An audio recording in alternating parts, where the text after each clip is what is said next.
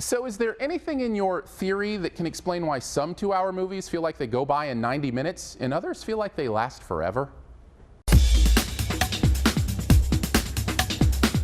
The Theory of Everything is a biographical look at the life of famed physicist Stephen Hawking, as centered around his relationship with fellow Cambridge student Jane Wilde, from their meeting through their marriage. It takes a look not only at the romance, but the ideas that made him famous and the disease that left him mostly immobile for much of his life. To say that covering a man whose life was almost as complex as the ideas he thought of would be an understatement, but this movie does a pretty good job. Most of its success is due to Eddie Redmayne, who takes on the daunting task of not only spouting these theoretical complexities of the universe, but also the decline of Hawking's health through all of its stages.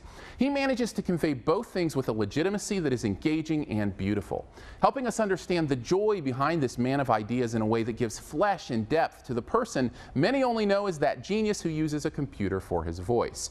And that's the real strength of the movie, the breadth and understanding of a man who could be easily relegated to his theories instead of understanding the human story underneath. It's a unique life, and the movie serves it well by not allowing the astrophysics to distract from the fact that this is a love story at its core. A story more about the terrestrial bodies circling each other than the celestial ones. And because of that focus, there's a real beauty here in seeing more about this man's life. But I have to be honest here, it's also kind of boring.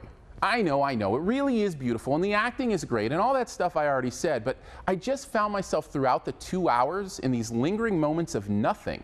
Now, I'm not sure if it was an intentional pacing decision to try and give more weight to the individual moments, or if it was an unintentional consequence of the breadth of the story. But whatever it was, I just felt like the story dragged occasionally enough that made the overall experience a bit of a slog. In a way, it's kind of like a good friend's wedding. It's beautiful, emotional, and you're glad it's happening, and you get to be there, but your outfit's getting a little stuffy, and you kind of wish it just ended so you could get back to your comfy clothes. Overall, The Theory of Everything is a beautiful look at a man whose life and ideas were worth exploring in more depth. An incredible performance by Eddie Redmayne and a beautiful love story are enough to make the film a worthwhile watch, but the pacing occasionally brings the movie to a standstill enough times that it's hard for me to theorize anything more than a B.